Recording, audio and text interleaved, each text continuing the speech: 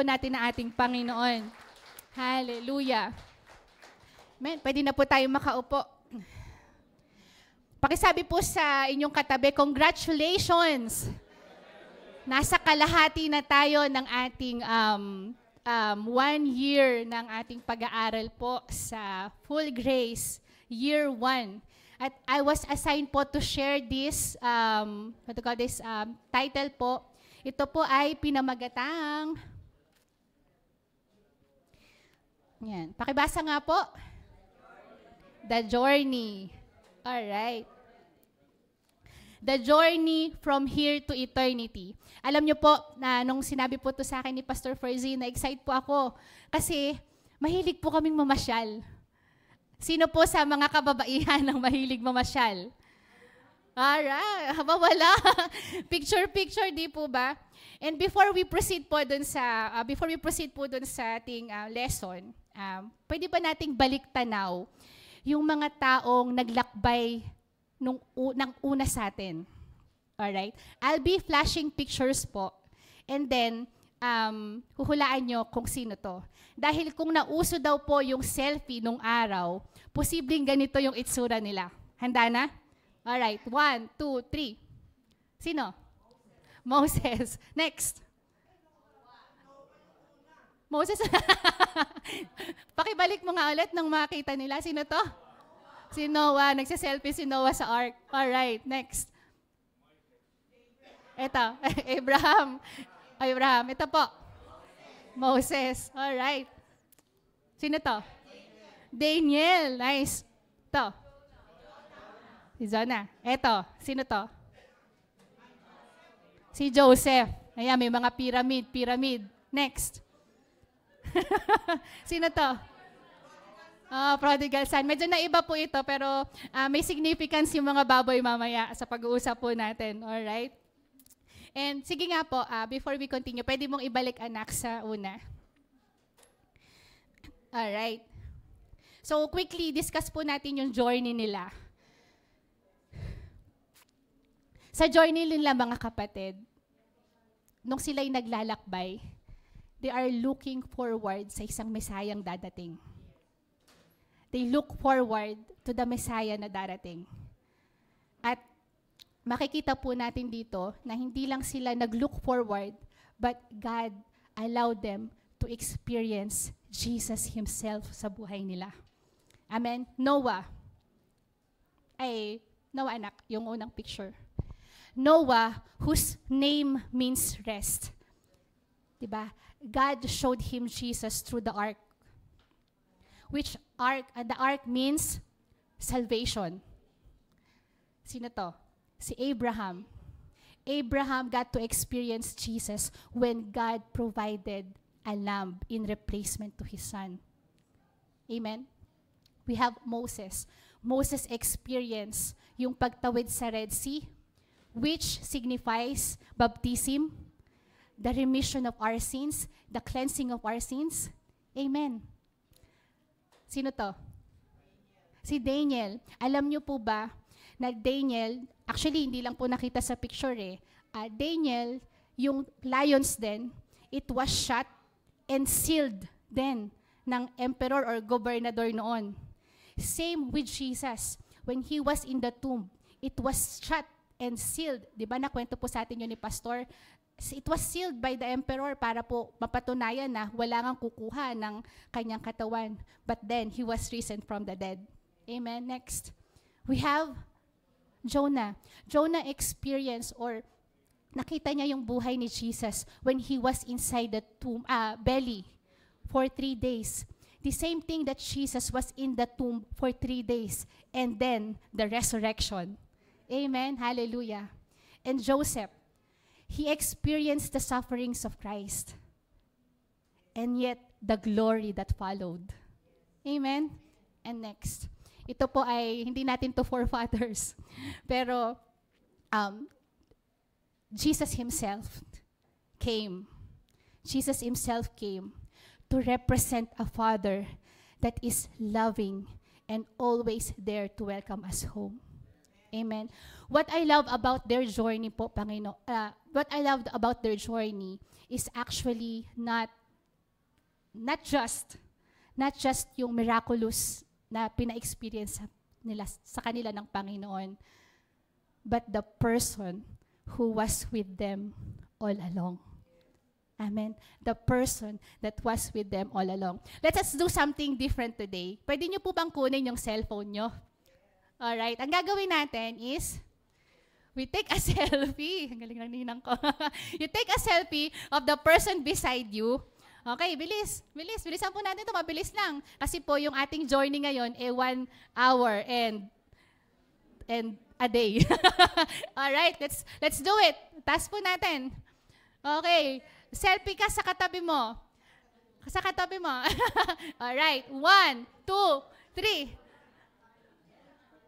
Alright. Okay na? Nice. Alright. Perong nga ako. Magsa-selfie din ako. Pwede pa lang mag-picture habang nagwo-worship service, ano? Tama? Pwede pa lang mag-worship, Sister Jace, habang nag-ano. Okay po, pwede po ba kayong tumingin? Alright. Okay, mamaya. Tapos po mamaya, sabay-sabay po nating i-post sa Facebook. Pwede ba yon mga kapatid? Pwede ba yon mga kapatid? Tapos talagay natin, mamaya nyo na po i-post, ha? Mauubos po yung oras natin. Mamaya nyo na po i-post. Lalagay natin the journey, hashtag, from here to eternity. Tapos itatag po natin ang ating church. Alright po ba? Alright. Amen. Okay, salamat po. Pwede pala mag-selfie habang nagbo-worship service? Dito po yun sa GBM. Good morning po sa ating sa mga live. Alright, sa mga naka-live, pwede rin po kayong mag-take ng selfie at sa inyong mga kasamahan dyan sa bahay o sa inyong mga stuffed toys. Alright. Okay. Okay po. Okay na? Tapos na lahat? Okay po.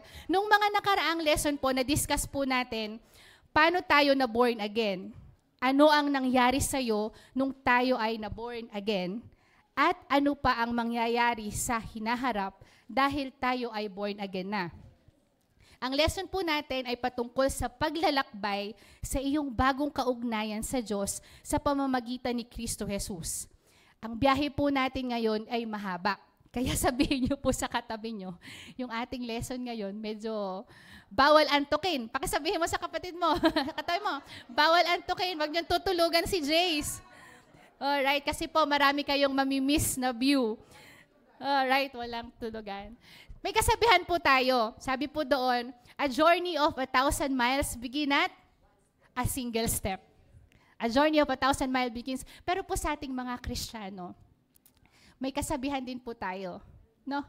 Christ finished work is our starting point. Again, Christ finished work is our starting point. At hindi lang po tayo nag-uumpisa doon. Doon po tayo lumalakad. Hindi po tayo umaalis doon, no, mga kapatid. Doon po tayo nabubuhay sa natapos na gawa ng Panginoong Jesucristo. And imagine po how restful our journey is or will be kung nakaangkla ka sa tapos na nagawa ng Panginoon. Sino po sa atin ang mag-a-agree sa akin na ang buhay ay hindi madali? Ang paglalakbay ay hindi madali. But I just want to share this powerful verse sa inyo. Acts 20:32. Sabi po dito, now I commend you to God and the word of His grace, which is able to build you up. Dalawa po ito, ano at sino. Sino daw po ang makakapagpatatag sa atin? God. Ano daw po ang makakapagpatibay sa atin? Word of the law ba? Word of motivation po ba? Grace.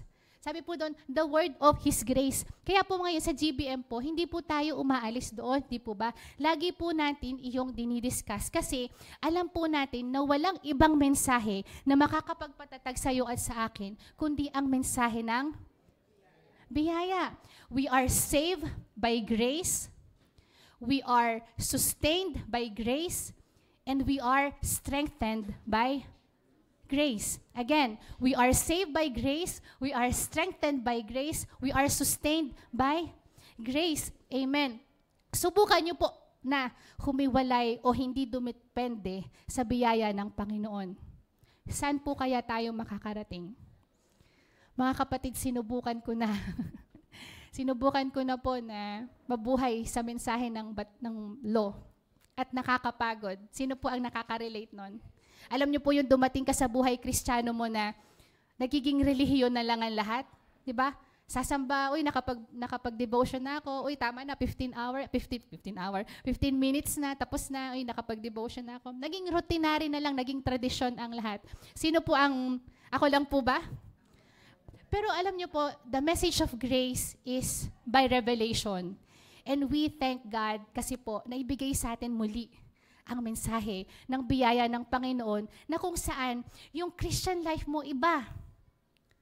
Mas sweeter than the days before. Yung relasyon mo sa Panginoon, na-enjoy mo na. Diba? Kasi mas sweeter yung grace niya sa'yo. Hayag na hayag sa'yo yung biyaya ng Panginoon. Amen? Pero dahil po dun sa katuruan na yon na umaasa sa biyaya na lang ba, puro kayo biyaya. Isa po sa mga kalaban ng mensahe ng biyaya ay sinasabi na yung mensahe daw po ng biyaya na ito ay nakakapagpatamad. Pakitingnan nyo nga po yung katabi nyo. Tamad ba yan? Kasi daw po, wala na daw pong works. Wala na daw pong gagawin. Tama? Nadinig nyo na po ba yun? Mga kapatid, for the record, we are not against works. For the record, we are not against work. We are not against good works. We are against dead works. Malinaw po. We are against dead works. We are pro-good works. Sister Jace, kailan nagiging dead ang works? Simple lang mga kapatid. Kapag dead ang gumagawa. Ang dead works ay bunga ng patay na espiritu. But ang good works ay bunga ng good God. Dahil ang God ay good, and His work is always good. And mind you, His work is always perfect work. And imagine that God is living inside you and that God works in you. Doon po tayo, pro. Totoo na wala na tayong gagawin. Kasi ang Diyos na nasa atin, siya ang gumagawa. It is by the grace of God, I am what I am. No, I work harder than them all. Yet not I. Sabihin nga po natin, yet not I, but the grace of God that is within me. Ngayon, pag pinag-uusapan po natin ang works, meron na po tayong foundation, hindi basic. That's not just a basic teaching. It's our foundation that when we are talking about Christian that works or Christian na nagwo-work is the grace of God working in him. Kitang-kita mo ba ang Diyos sa buhay ng katabi mo? Amen. Amen. Parang hina. You say amen. Alright. Alright. So, opinion lang po ba natin ito? Itong lahat ng katuruan na ating sineshare? Hindi, mga kapatid. The voice of God, the verse of God is the voice of God. The verse is the voice of God. Ephesians. Alright. The verse is the voice of God. Kinakabahan ano po. Efeso 2:8. Sabay-sabay nga po nating basahin. Dahil sa kagandahang loob, biyaya ng Diyos ay niligtas kayo sa pamamagitan ng inyong pananalig kay Kristo. Ang kaligtasang ito ay kaloob ng Diyos. Hindi ito mula sa inyo upang asan na ako anak? Sorry. Hindi mula sa inyo. Hindi ito dahil sa inyong gawa, kaya't walang dapat ipagmalaki ang sinuman. By this time, I believe kabisado na po natin ang verse. Pero hahihimayin po natin ulit. Alright. Sabi po dito, ang kaligtasang ito ay kaloob ng Diyos. So yun po yung tinatawag nating, saan pa ako anak? Dito. True gospel. Tama, yung bandan dito po. Ito po yung ating pinaniniwalaan. Sabi doon, hindi mula sa inyo.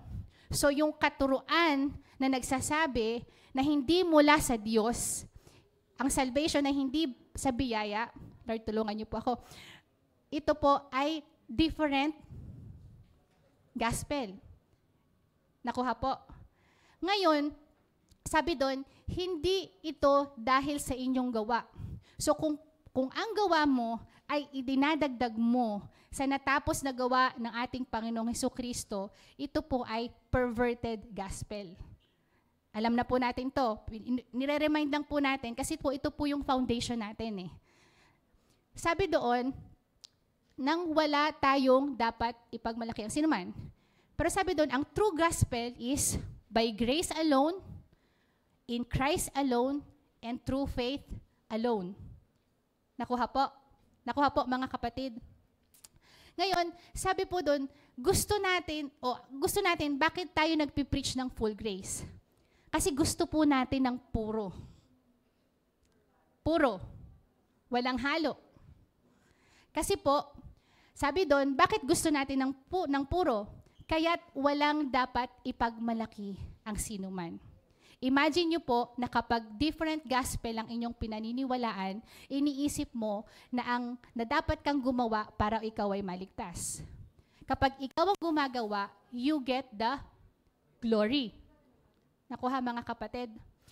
Pag pinaniniwalaan mo naman si Jesus Christ sa perverted gospel, na, sinaiba ko ni Jesus, and yet, kailangan ko pong i-maintain ang aking salvation, pag-ingatan ang aking kaligtasan, yun yung by grace plus work. Nakukuha po, ano? Kuha naman mga kapatid. Pero kung alam mo na ang salvation ay ginawa lang ng ating Panginoong Diyos sa pamamagitan ni Kristo Jesus at nakuha mo sa pamamagitan ng pananampalataya, iyon po yung full grace and God gets all the glory. Amen? Kasi ayaw po nating may ipagmalaking iba.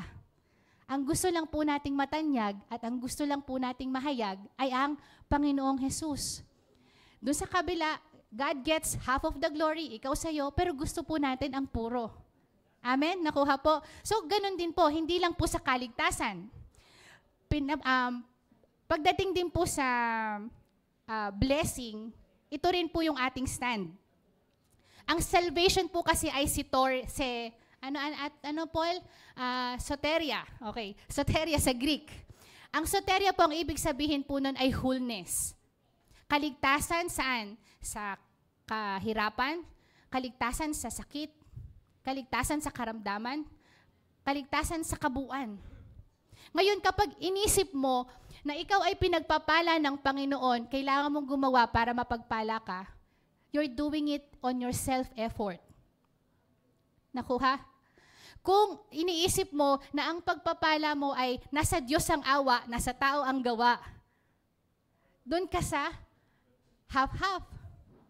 Pero mga kapatid, kapag dumating ka na sa point na alam mo na yung lakas mo, yung talino mo, kung ano yung meron ka ngayon, yung mga koneksyon na dumadating sa'yo, ay gawa ng Diyos, nandun ka na sa full grace na inaalam mo o na dinideklara mo na ang lahat ng bagay, Diyos ang gumagawa.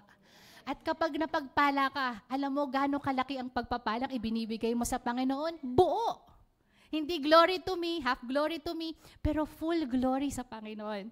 Amen? Kaya gusto natin ng full grace. Hallelujah. Amen.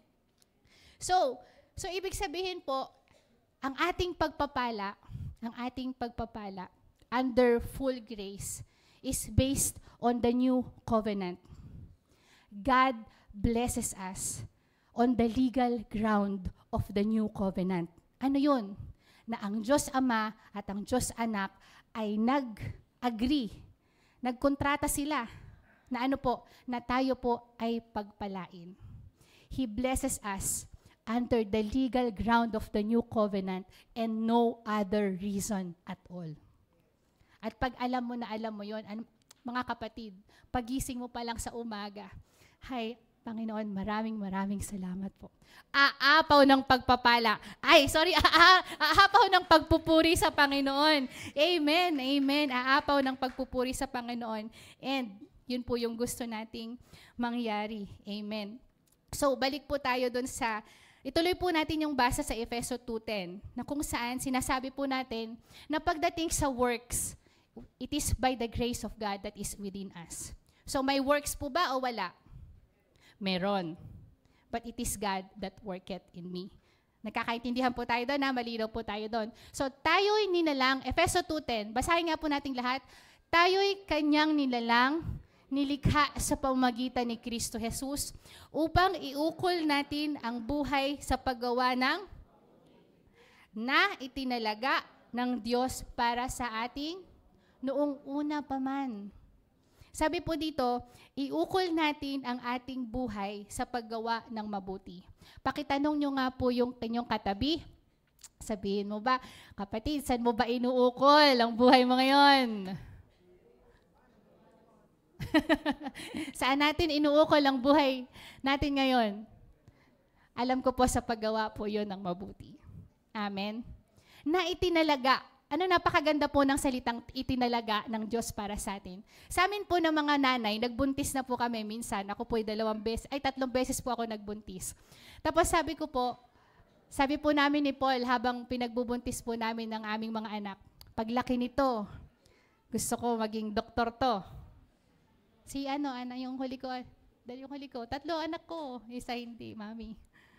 Huwag kang magulo. Tatlong beses ako nabuntis. Isa hindi natuloy. Alright. Si mami, biro lang. So sabi ko, di ba pagbuntis, sorry po sa mga nasa online na ano po. So sabi po doon, yung pinagbubuntis natin, yung mga anak natin, di ba nangangarap ka na sa anak mo? Paglaki nito, magiging, doktor. Nung pinagbubuntis po si David, piloto, piloto. Alam mo yun, meron ka ng pangarap sa iyong anak. Tama. And imagine when God is creating humankind, itinatalaga na tayo for greatness. Amen. We are born and we are destined for greatness. Pakisabi sa katabi mo, you are destined for greatness. Kaya lang may bad news, di ba? Ang tao ay na-fall at nawala sa ganong plano ng Panginoon. But may good news. He made us alive in Christ again. Tuloy ang magandang plano ng Panginoon. Amen. Tuloy po ang plano niya sa atin. Ngayon, when we were made alive in Christ, God deposited Holy Spirit within us. Nakadeposito po ang Holy Spirit sa atin. Ngayon, parang dahil nakadeposito ang Holy Spirit sa atin, we produce good works. Nakuha po. We produce, parang ganito lang po yun Ang puno ng buko ay magbubunga ng buko. Napaka-imposible na ang puno ng buko ay magbunga ng mangga. Diba? So, ganun din po sa ating mga Kristiyano. Ang bunga ay tiyak na batayan kung anong klaseng puno ka. Matik yun. Automatic po iyon. Kaya po yung bunga natin hindi pilit. Napaka-restful po ng ating bunga. Makikita nyo na lang kahit po sa business nyo, grabe yung ginagawa ng Panginoon. Amen? Sa trabaho mo, grabe yung ginagawa ng Panginoon. Kasi magbubunga at magbubunga ka kasi ikaw ay puno o ikaw ay dinepositohan ng napakalaking kapangyarihan ng Panginoon na matatagpuan natin sa Holy Spirit. Amen. Hallelujah. So, ganito po yon. Sa katuruan po ng New Covenant, hindi po tayo gumagawa ng mabuti para po tayo'y matawag na righteous.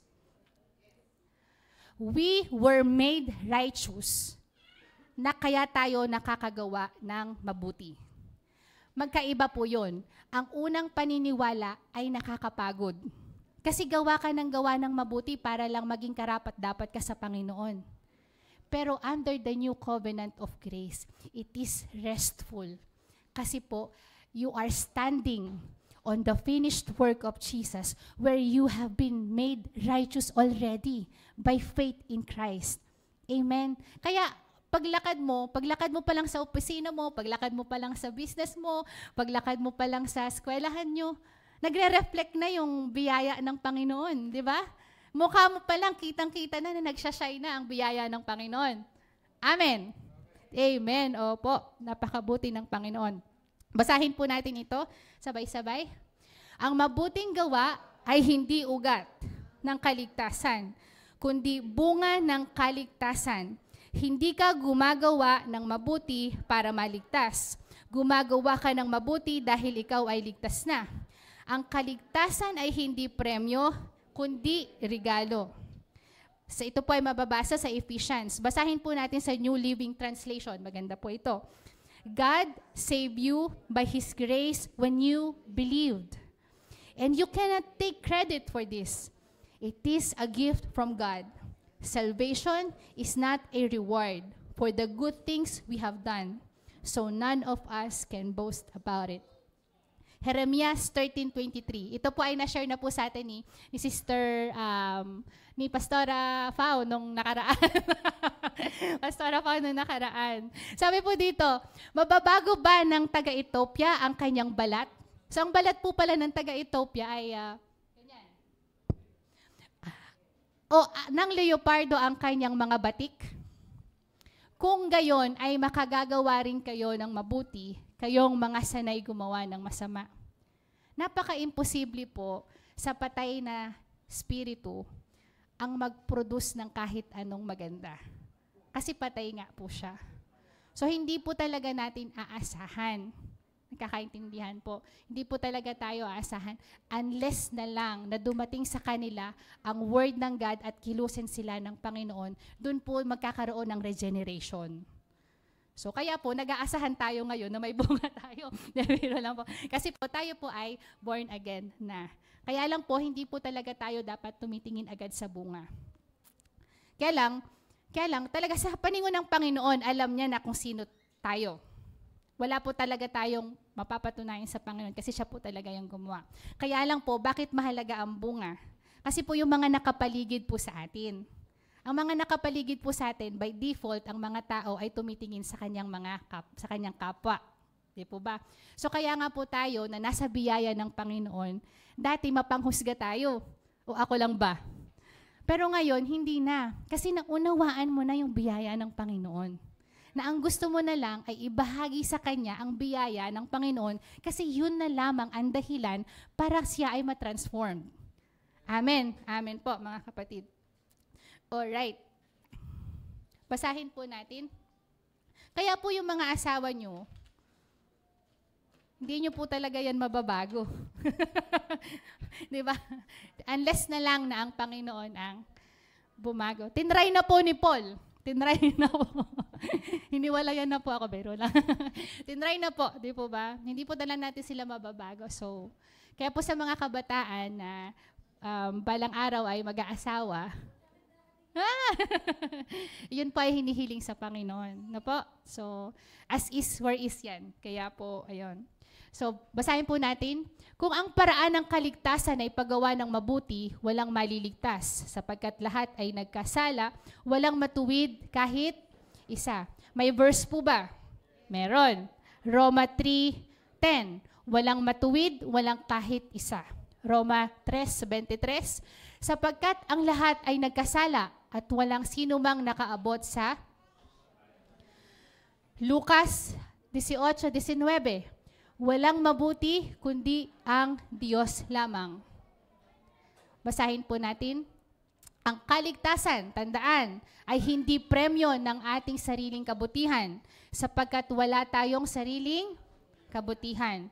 Ang katuwiran ay katumbas ng maruming basahan sa harap ng Diyos. Next. Ang kaligtasan ay regalo ng kanyang kagandahang loob sa atin na hindi karapat-dapat, ngunit pinaging dapat dahil sa kanyang biyaya. Diba? Kanina, kahit hindi karapat-dapat, pag-ukulan ng pero pinaging dapat tayo ng Panginoon. Kaya po pag kinakanta yung kantang yun, hagulgul kasi alam mo na hindi ka karapat-dapat, pero dahil sa Panginoong Hesukristo, pinaging dapat ka ng Panginoon. Na atin namang tinanggap sa pamamagitan ng pananampalataya. Next. Ang kaligtasan ay hindi katapusan kundi simula.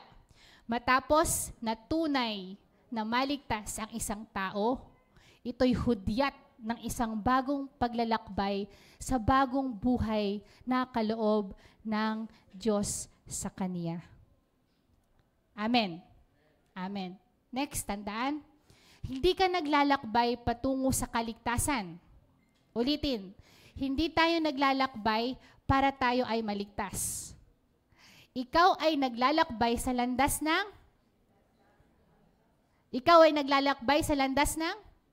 kaligtasan. Hindi ka naglalakbay para ikaw ay maligtas. Ikaw ay naglalakbay dahil ikaw ay ligtas na. Ikaw ay naglalakbay dahil ikaw ay alam niyo po sa paglalakbay, alam po natin na napakahirap ang paglalakbay. Sabi nga po, na-share po din ni Pastor Paul sabi niya, Christian life is not difficult. It is impossible. Kaya po mahalaga na may baon kang word of His grace. Amen. Kaya mahalaga na hawak-hawak mo at pinanghahawakan mo ang mensahe ng biyaya. At isa sa mga mensahe ng biyaya, dapat alam mo kung sino ka kay Kristo. Amen? So meron pong, share lang po ako, na 3 bagay na dapat tandaan mo bago ka maglakbay o habang naglalakbay ka na wag mong kakalimutan kung sino ka kay Kristo. Dahil maraming naglalakbay na Christian na nakakalimot sa kanyang sarili. Pati bait na mawala na. Pero pag alam mo na ikaw ay ikaw na ginawa ng ating Panginoong Diyos, ikaw ay magiging matibay sa iyong paglalakbay. 3, number 1, bagong nilalang. Pakisabi, bagong nilalang. Pangalawa, ginawang perfecto sa katuwiran at kabanalan tulad ng sa Diyos. Pangatlo, tulad ng Panginoong Jesus ngayon sa mundong ito. Ito po ay mababasa sa 2 Corinthians 5:17, Efeso 4:24, at Juan 14:17. Bibigyan lang po natin ng diin na pag-aralan na po natin ito nung nakaraan. You are the new you. 2 Corinthians sabi po doon, 2 Corinthians 5:17, therefore. Pag sinabing therefore, final say yon. Di ba kinanta natin kanina? Kapag sinabi ng Diyos final say yon. So therefore, if anyone is in Christ, he is a new. The old has, behold the new has. So pinali na ng Panginoon sa iyo yun. Lahat ng past mo ay tapos na. Meron akong gagawing bago sa buhay mo. Amen. So sabi doon, all this is from God, who through Christ reconciled us to Himself and gave us the ministry of reconciliation. Ano po ang makikita natin dito? Unang-una, all this is from God. So kanino nanggagaling ang pagbabago? Sa asawa mo ba? Dahil sinabi ng asawa mo, dapat magtino ka na, huwag ka nang magganto? Hindi. Ang tunay na pagbabago ay galing sa Diyos. At ito po ay inumpisahan ng Diyos at tatapusin ng ating Diyos. Amen. Bibigyan din ko lang po, ano kaya ang ibig sabihin ng new? Tada! Next slide. Ang new, sa Greek word po ay kainos. Sabihin natin, kainos. Ibig sabihin po ng kainos, brand new. So magpapasko ngayon, panigurado, bibili kayo ng mga bagong damit.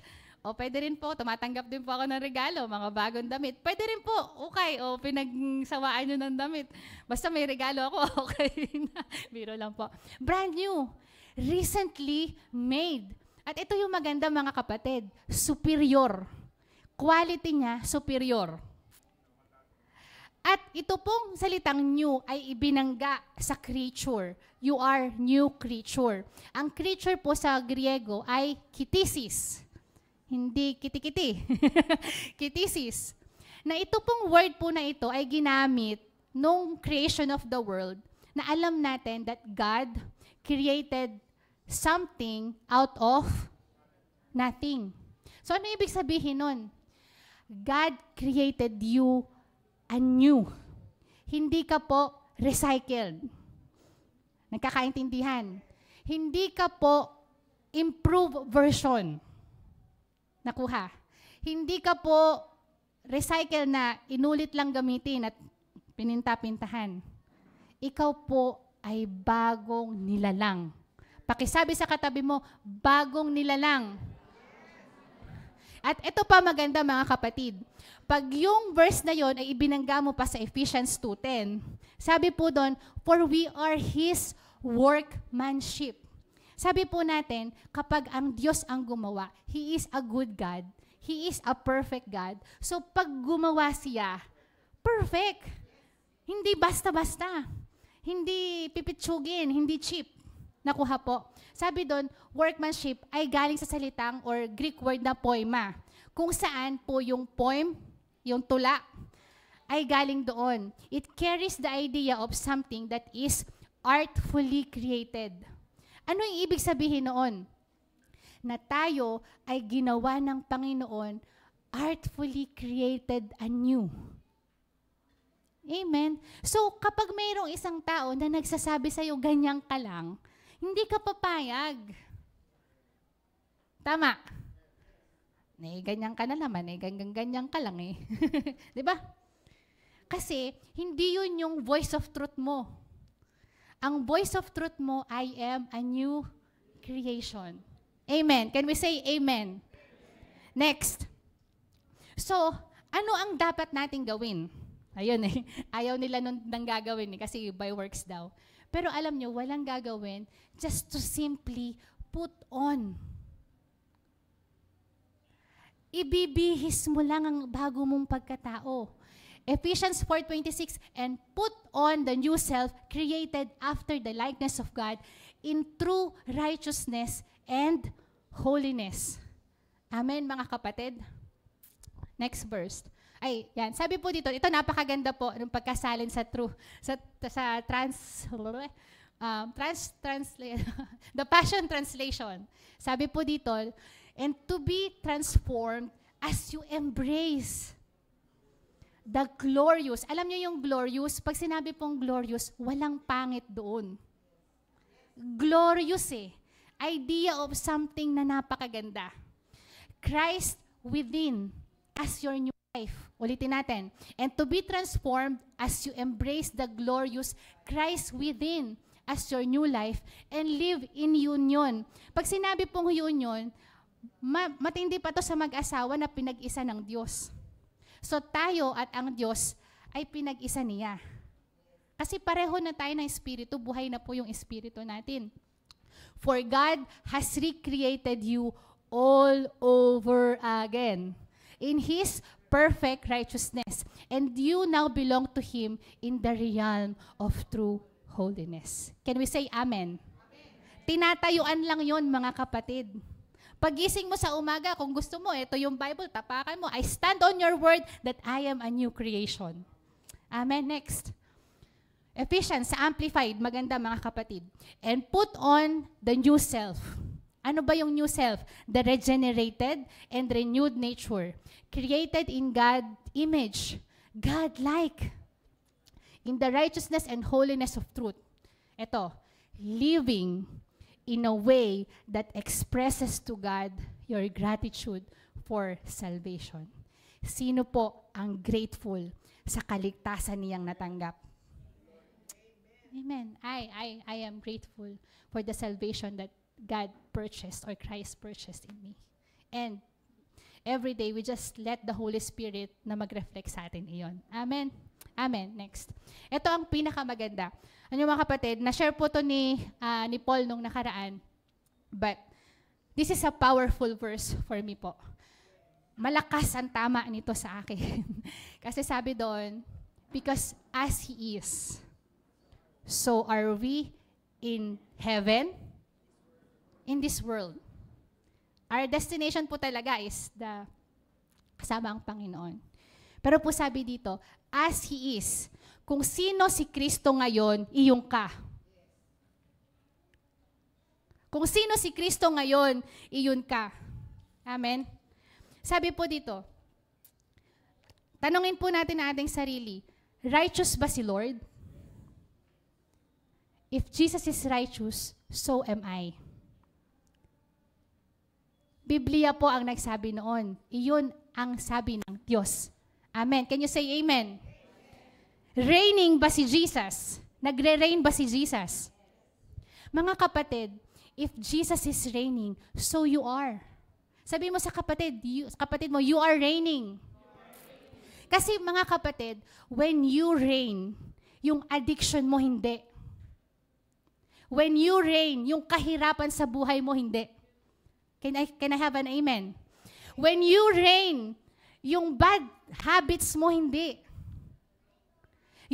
When you reign, yung mga negativity mo sa isip mo, yung mga tumatakbong mali sa isip mo, hindi. And what you just need to declare every day is, as He is, so are we in this world. Victorious ba si Jesus? So you are. Sabi mo sa kapatid mo, ikaw ay victorious. Dahil ang Panginoon ay victorious. Amen. Seated ba ang Panginoong Hesukristo in the heavenly realms? Seated in the heavenly realms. Ano ibig sabihin nun? Tayo din. I heard an old covenant preacher. Sabi niya, dapat hindi lang kayo mountaintop. Dapat dumaan din kayo sa valley. Narinig niyo na ba yun dati? Diba? Dumadaan din tayo sa valley. And totoo naman. Pero I heard a new covenant teaching na nagsasabi, I am neither on the mountain, I am neither on the valley. I am seated in Christ Jesus in the heavenly realm. And that is so powerful. Di ba kahit alam mo dumadaan ka sa mga pagsubok, alam mo kung nasaan ka, alam mo kung saan ka nakaupo. At alam mo kung sino ang under mo. Kasi yun. Di ba mga kapatid? And if you know that you are seated in Christ, your life will never be the same again. Amen. Sabi po dito, may isa po nag-testimony. Sabi niya, na-receive niya po itong word na ito. Sabi niya, Lord, may breast cancer ka ba ngayon? Sabi niya ganon. So am I. He was suffering for a breast cancer. Sabi niya, Jesus, as He is, so are we in this world. May cancer ka ba? Dapat ako din wala. Kasi sabi sa word mo eh.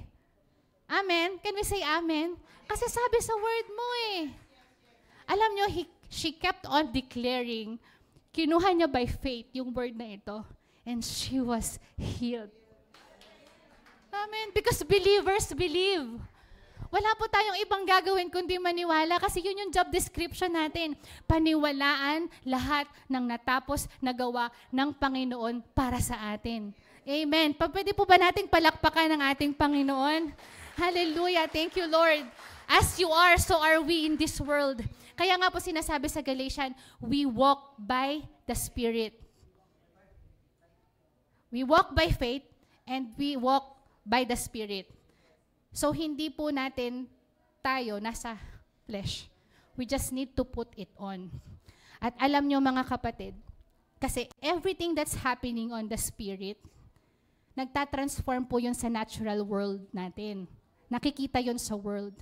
Sa mundo, yung natural natin, natural world. And when the supernatural becomes naturally supernatural sa buhay mo.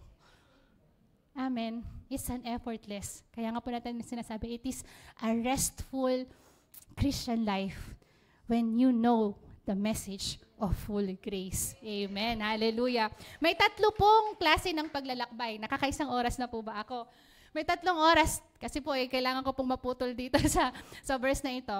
Alam niyo po, nagdala kami ng brewed coffee. Para po, kasi sa pamamasyal, minsan nagkakape. So, pwede po kayong magkape, may brewed coffee po dyan. Sabi po dito, paglalakbay sa landas ng paglilingkod. O, teka muna, akala ko ba wala ng works? Teka muna, akala ko ba, JC, yung service ay, ganyan, di ba, may mga ganong katuroan po. Pero, ang tiyak na bunga ng isang na-generate ay naglilingkod.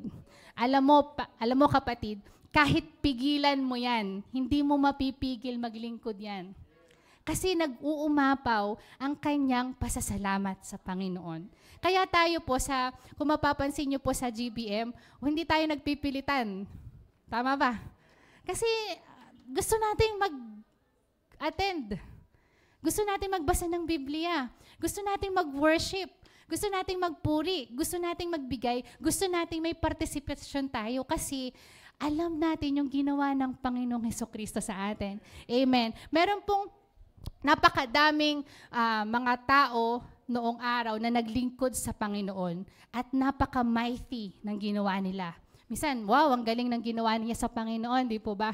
Magbibigay lamang po ako ng 3 para hindi po tayo umabot ng kinabukasan. Pero in every service po, yung mga tao po na yon na gumawa ng napakadakilang bagay sa Panginoon, it started with an encounter. They had been with Jesus.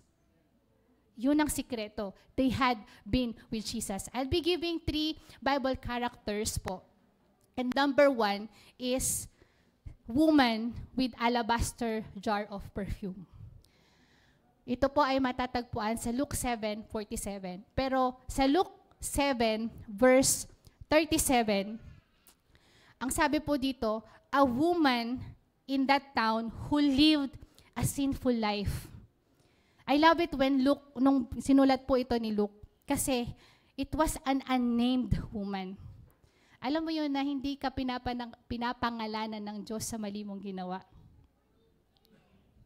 Pinapangalanan ka ng Diyos sa natapos na gawa ng ating Panginoong Hesukristo. And that is not a message of condemnation. That is a message of reconciliation. Amen. Sabi po doon, a woman who lived a sinful life learned that Jesus was eating at the Pharisee's house. So she came there with an alabaster of perfume. So ito pong makasalanang babae ay nagdala ng perfume. Alam na po natin ito, mga kapatid. Tapos, alam niyo po ba yung sabi ng isang Pariseo?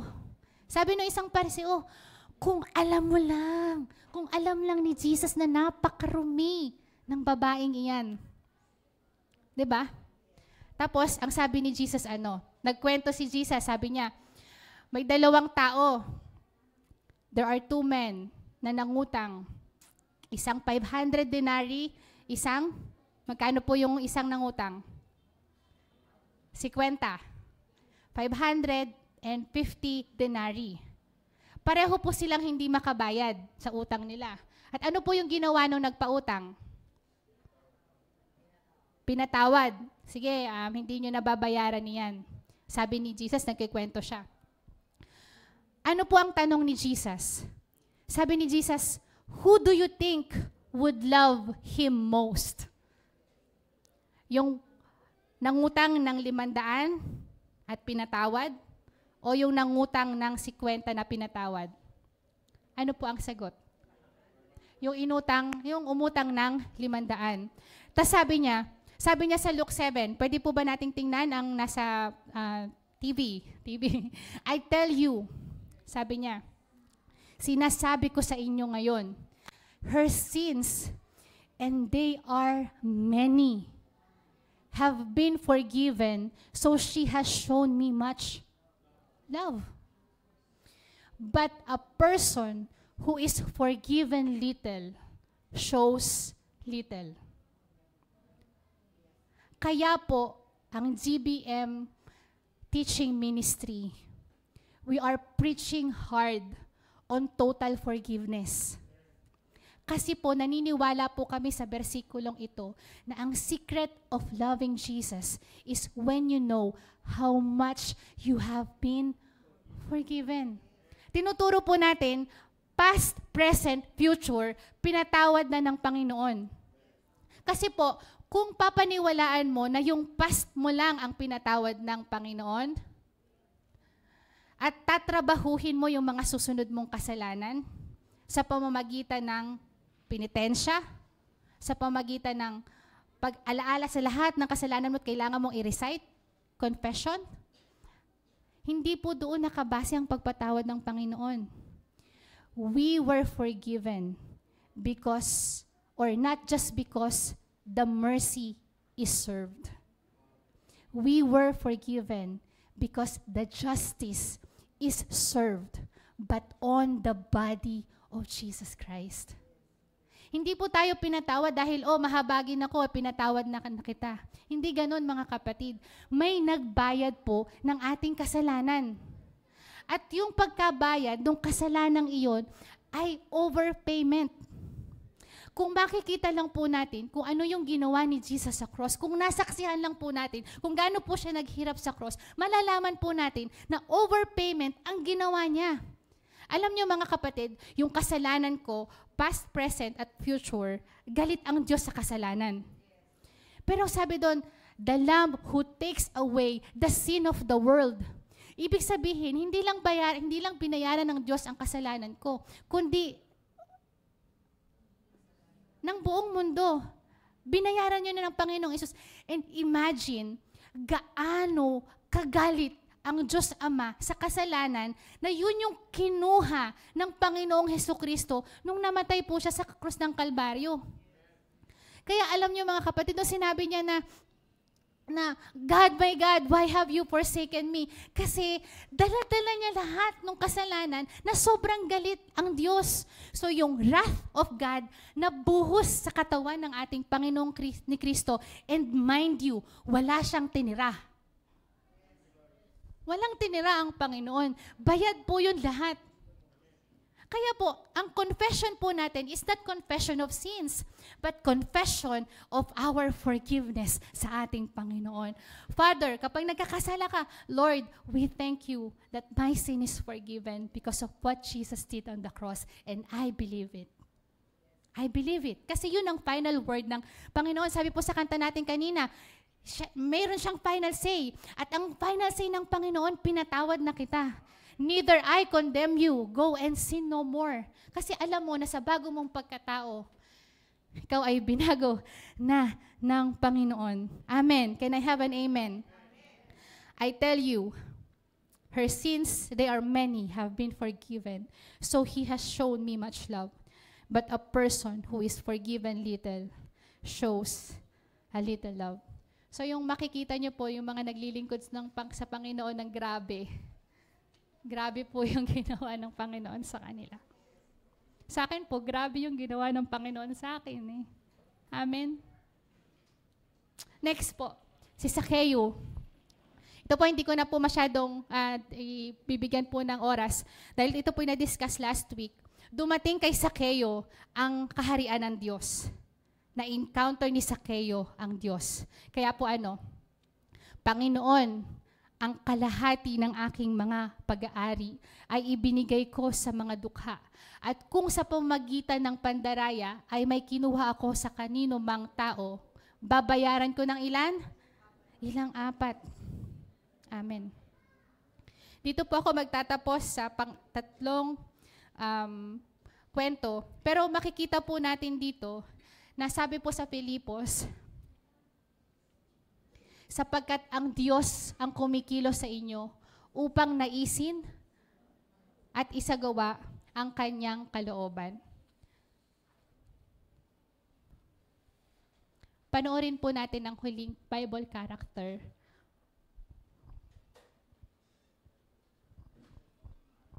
Yung YouTube anak.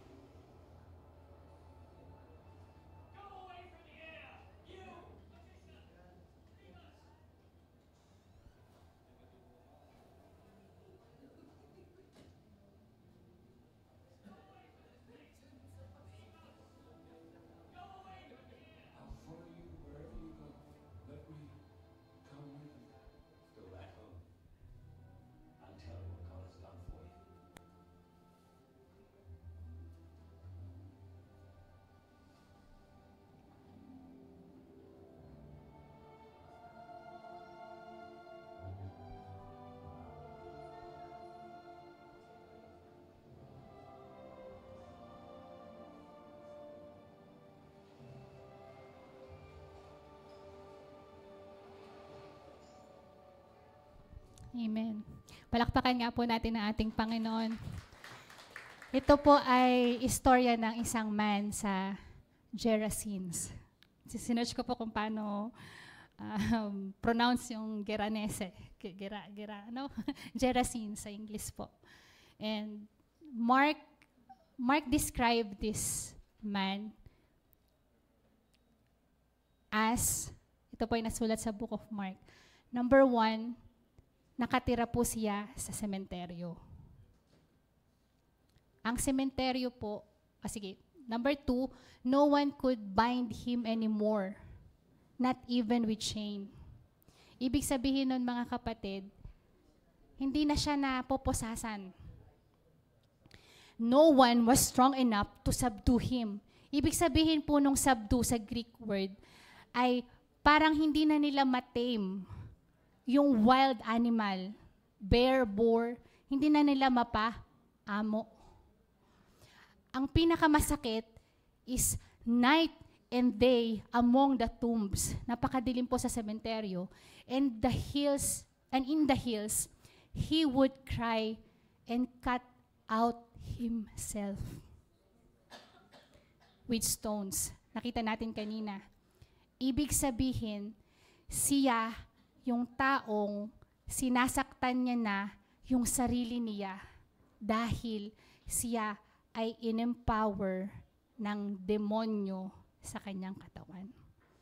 And imagine, mga kapatid, napakaraming tao ngayon na sa kanilang mga desisyon ay sinasaktan nila ang kanilang sarili. There are 4 ways or there are 4 things na sinasabi na ito ay unclean. The man is unclean in 4 ways. He was inhabited by demons. Sabi nun, what is your name? I say, Legion. Parang kamukha, coincident lang. Alam niyo po din, sabi niya, Legion, for they are many. Walang tiyak at tukoy na number ng demonyong sumanib sa mga tao, sa taong iyon. Pero mababasa po natin sa Mark 5:13, the unclean spirits went out and entered the swine. Kaya pala may swine fever. Entered the swine. There were about 2,000. May 2,000 na mga pig. So imagine nyo po kung gaano kadaming demonyo ang nasa loob ng taong ito. Kung 1:1 na lang. Nakuha, mga kapatid. At pangalawang bagay na kayang dineclare siyang unclean is he lived in cemetery. Ang cemetery po nung araw, kapag ikaw po ay nakahawak ng kahit anong bagay sa patay, kailangan mo pong dumaan sa ceremonial cleansing para po ikaw ay ma-declare na clean during their times. At pangatlo, he lived among the Gentiles.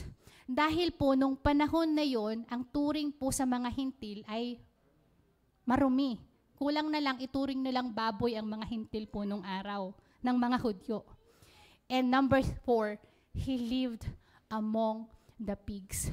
So ibig sabihin, ito pong man sa Gerasenes na ito, na tinatawag nilang Legion, ito po ang pinaka maduming tao. Kung yung woman kanina, he lived a sinful life, this is a different type of man.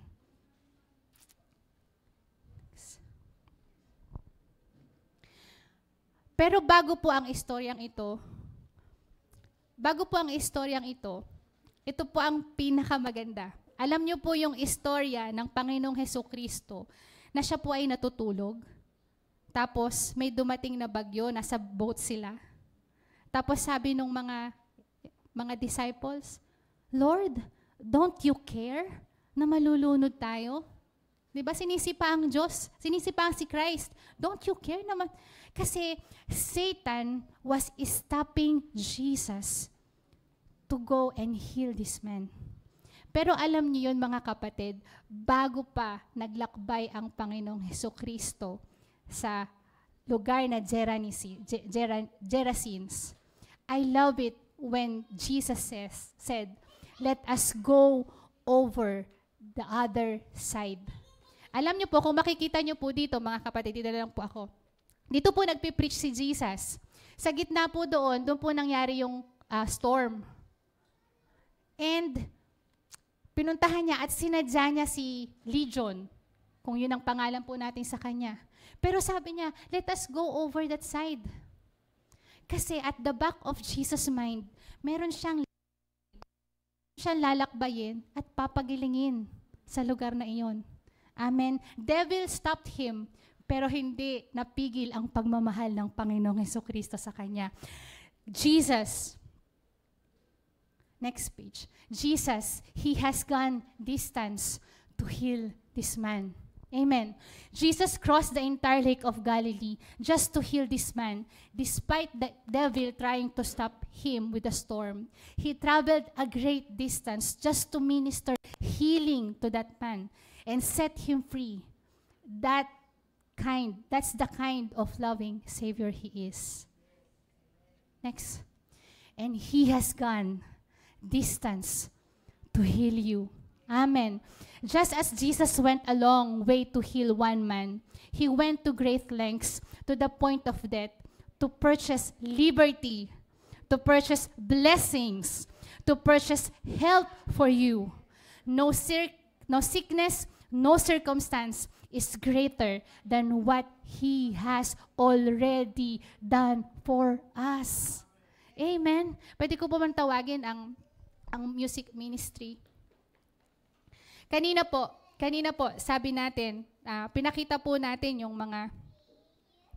mga tao po na nagsilbi kanina. Pero mga kapatid, I don't think I was possessed by a demon. Ano po? Ang nangyari po sa lalaking pinagaling niya, ang response niya po ay sa Mark.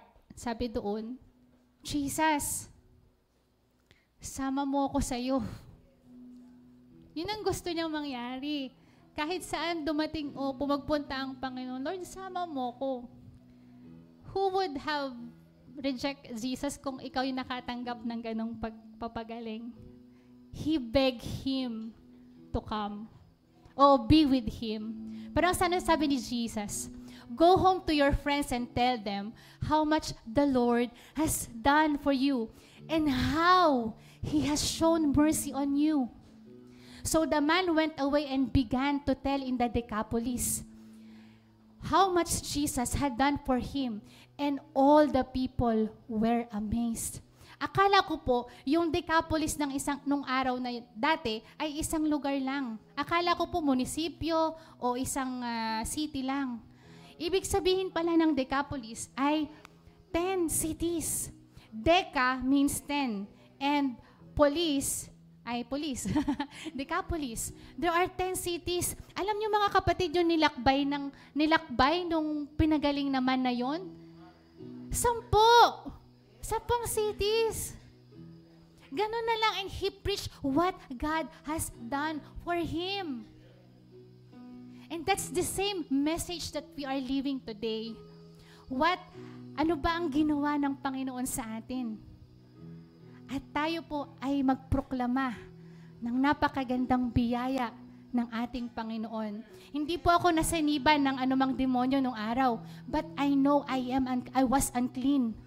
I was unclean, but I am now clean by the blood of the Lamb. Amen, mga kapatid. Kanina, pinakita po natin lahat ng tumakbo na yon. Can we all stand po? Kanina, pinakita po natin yung mga taong naglakbay. Sabi po sa Hebrews 11,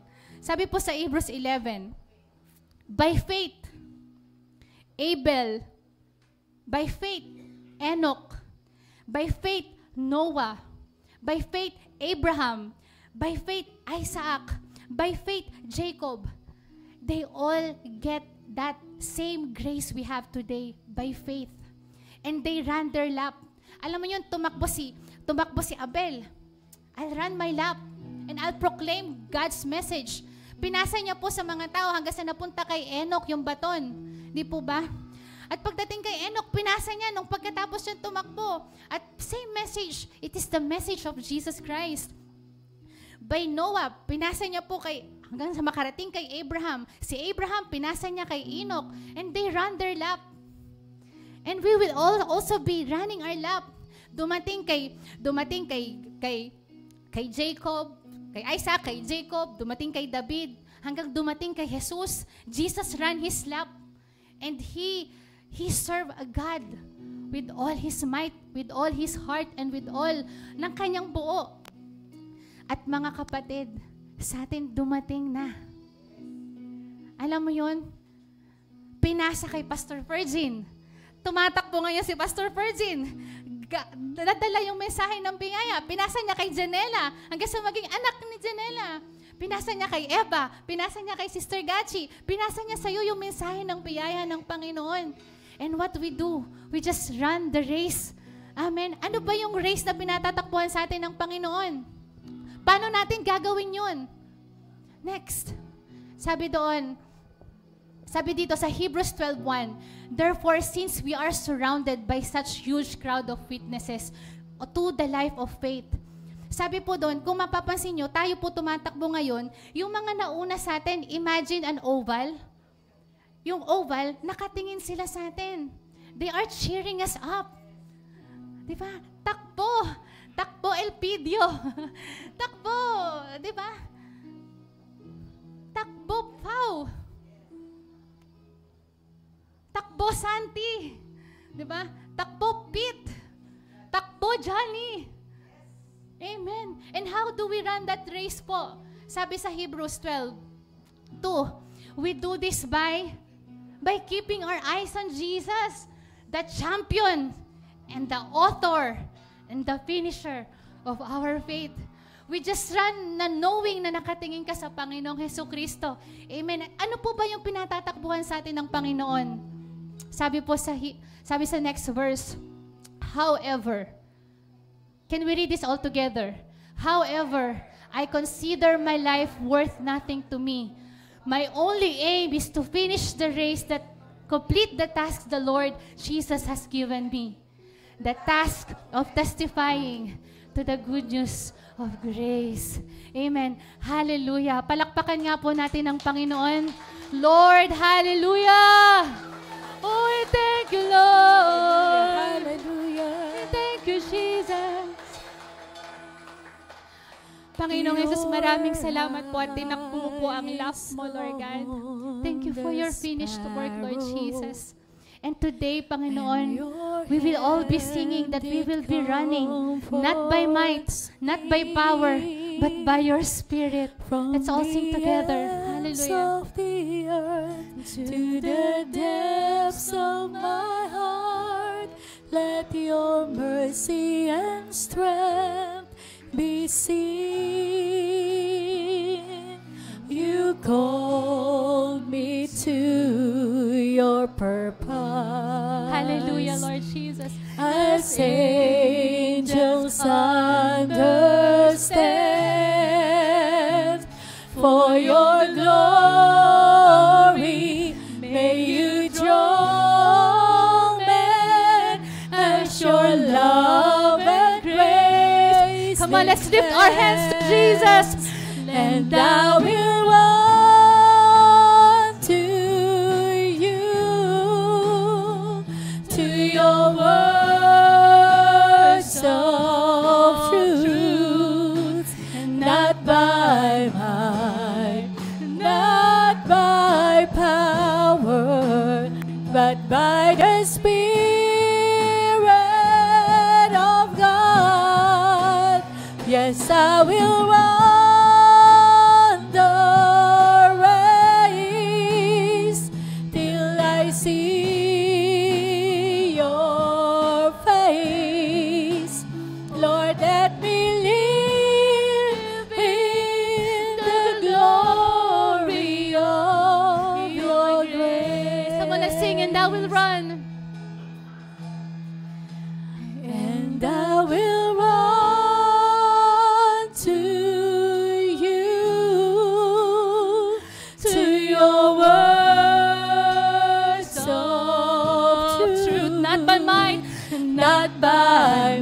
want to sing hallelujah.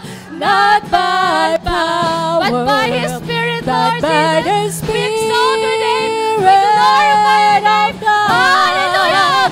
Yes, I will run the race till I see your face.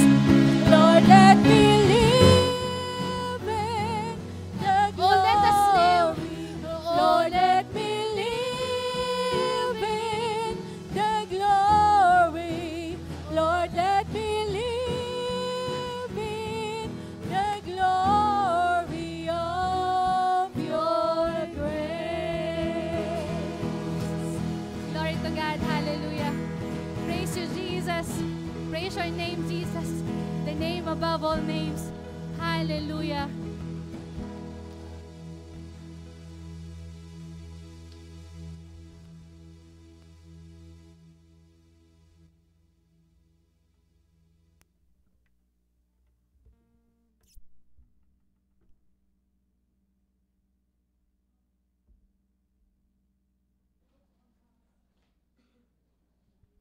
Praise the Lord.